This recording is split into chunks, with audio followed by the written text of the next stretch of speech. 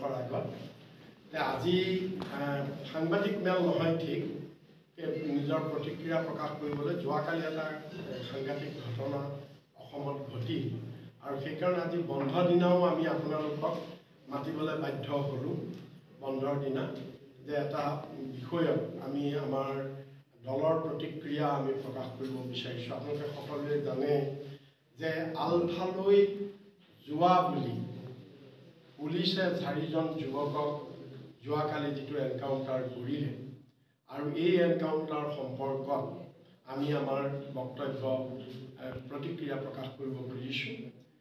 প্ৰথম কথা আপোনালোকে জানে গোটেই ভাৰতবৰ্ষত এই ভুৱা এনকাউণ্টাৰ সম্পৰ্কত আমাৰ অসমৰ মুখ্যমন্ত্ৰী ডক্টৰ হিমন্ত বিশ্ব শৰ্মাৰ নাম আছে, কাৰণ এই সন্দৰ্ভত আপোনালোকে জানে যে তেওঁ কাৰ্যভাৰ গ্ৰহণ কৰাৰ কিছুদিনৰ পিছতে ড্ৰাগছ ব্যৱসায়ী আৰু গৰুৰ চোৰাং ব্যৱসায়ীৰ ওপৰত তেওঁ যিটো ক্ৰেকডাউন কৰিছিলে আৰু তাত যিখিনি এনকাউণ্টাৰ হৈছিল সেই এনকাউণ্টাৰ বিভিন্ন সময়ত ভুৱা বুলি কোৱা হৈছিলে আৰু ভুৱা এনকাউণ্টাৰ হৈছিলে আৰু তেতিয়া মুখ্যমন্ত্ৰীয়ে নিজেই পুলিচক নিৰ্দেশ দিছিলে যে এনকাউণ্টাৰ কৰিব লাগে। তেওঁ প্ৰশংসা কৰিছিলে যে এনকাউণ্টাৰ ইজ এ পেটাৰ্ণ আৰু তেওঁৰ সেই কথাত প্ৰভোগ হৈ প্ৰৰোচিত হৈ পুলিচে যধে মধে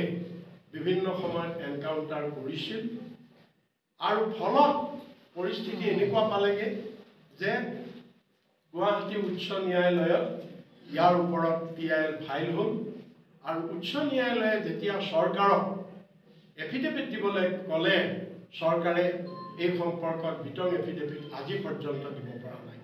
নম্বৰ 1, আজি পৰ্যন্ত চৰকাৰে এই ভুৱা এনকাউণ্টাৰৰ ওপৰত বিতং এফিডেভিট দিব পৰা। আমাৰ প্ৰশ্ন হ'ল যদি সেই এনকাউণ্টাৰ যুক্তিসংগত আছিল, পৰিস্থিতিৰ তাগিদাত আছিল, কিয় অসম চৰকাৰে আজিলৈকে হাইকোৰ্টত এফিডেভিট দিব পৰা নাই? কিয় জাষ্টিফাই কৰিব পৰা নাই সেই এনকাউণ্টাৰ? নম্বৰ 1। নম্বৰ 2, যে লোকসভাত আৰু ৰাজ্যসভাত গৃহমন্ত্ৰী আৰু ৰাজ্যিক গৃহমন্ত্ৰীয়ে উত্তৰ দিছে প্ৰশ্নত যে 2022 আৰু 2023 এই বিত্তীয় বৰ্ষত ভাৰতবৰ্ষৰ ভিতৰত অসমতে আটাইতকৈ বেছি পুলিচ এনকাউণ্টাৰ হৈছে। এইটো এটা বৰ সাংঘাতিক কথা। অসমতে আটাইতকৈ বেছি এনকাউণ্টাৰ ৰেকৰ্ড আছে, এইটো পাব্লিক ডমেইনত আছে। আমি ইয়াৰ আগতেও কেইবাবাৰো সাংবাদিক মেলত এই কথাটো উল্লেখ কৰিছোঁ।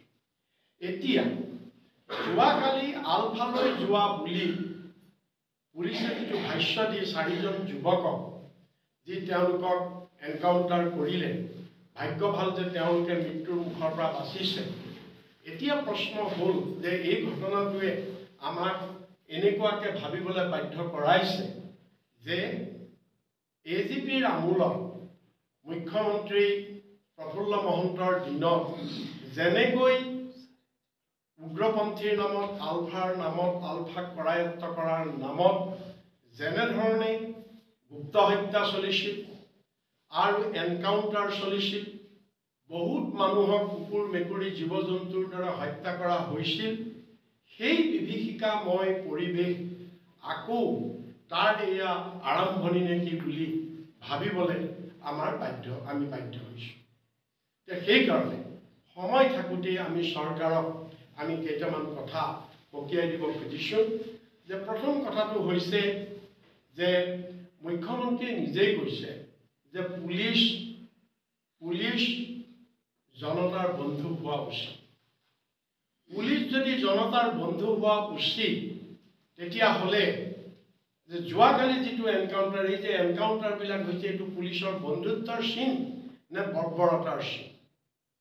আৰু এখন চৰকাৰ সাধাৰণতে জনসাধাৰণৰ অভিভাৱক হ'ব লাগে। এখন চৰকাৰ জনসাধাৰণৰ অভিভাৱক, আৰু যদি অভিভাৱক হয় তেতিয়াহ'লে অভিভাৱকে তেওঁৰ সন্তানক কেনেকৈ গুলিয়াব পাৰে? অভিভাৱকে তেওঁৰ সন্তানক কেনেকৈ গুলিয়াব পাৰে? গতিকে এতিয়া আমাৰ মনলৈ এইটো ভাৱ আহিছে যে এটা প্ৰশ্ন হৈছে যে অসমীয়া যুৱকৰ মনৰ ক্ষোভবোৰ মষিমূৰ কৰিবৰ বাবে চৰকাৰে এনেধৰণৰ এনকাউণ্টাৰ ব্যৱস্থা প্ৰৱৰ্তন কৰিছে নেকি? অসমীয়া যুৱকৰ মনৰ ক্ষোভবোৰ মষিমূৰ কৰিবৰ কাৰণে চৰকাৰে এনেদৰে এনকাউণ্টাৰ ব্যৱস্থা কৰিছে নেকি? কাৰণ যে আজি এনকাউণ্টাৰ হৈছে, আজি যে আলফালে আকৌ যাবলগীয়া হৈছে, কিয় যাবলগীয়া হৈছে? এই তিনিজন, এই যিকেইজন যুৱক, তাৰ ভিতৰত বিশ্বনাথ বৰগোহাঁই, মনোজ বৰগোহাঁই, দীপজ্যোতি নেওগ, এই তিনিওজন পৰিবহণ নিগমৰ অস্থায়ী কৰ্মচাৰী আছে। আৰু পৰিবহণ নিগমত আজি অলপ দিনৰ আগতে চৰকাৰে প্ৰায় 700 কৰ্মচাৰীক যেতিয়া ছাঁটাই কৰিলে, এওঁলোকো তাৰ ভিতৰত আছে। যে কৰ্মহীন কৰি পেলাইছে। চৰকাৰখন হৈছে ঋণত পুত গৈ আছে। চৰকাৰে ঋণত পুত গৈ যোৱাৰ ফলত চৰকাৰে একো কথা চিন্তা কৰিব পৰা নাইকিয়া।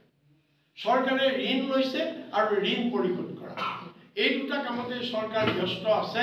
চৰকাৰে একো এটা সিদ্ধান্ত, চৰকাৰে কোনো এটা কৰ্মসংস্থাপনৰ সিদ্ধান্ত চিন্তা কৰিব পৰা নাইকিয়া। কেৱল হিতাধিকাৰী সৃষ্টি কৰিছে, তাৰ বাহিৰে চৰকাৰে একো কৰিব পৰা নাই। গতিকে আজি যি ধৰণে আজি কৰ্মহীনতা হৈছে, যি ধৰণে আজি বেকাৰ হৈছে, এই যুৱক যুৱতীবিলাক আকৌ হতাশাত ভুগিবলৈ লৈছে। আৰু হতাশাত ভুগি গতিকে চৰকাৰে সেইটোহে চেষ্টা কৰিব লাগে, সেই উমানটো চৰকাৰে ল'ব লাগে। তেওঁলোকে আলফালে যোৱা বুলি যে তেওঁলোকক গুলিয়াইছে, তাৰ আগতে চৰকাৰে কিয় এইটো কথা চিন্তা কৰা নাই যে আলফালে যাবলগীয়া পজিশ্যন তেওঁলোকৰ কিয় হৈছে, আলফালে যাবলগীয়া পৰিৱেশ কিয় হৈছে?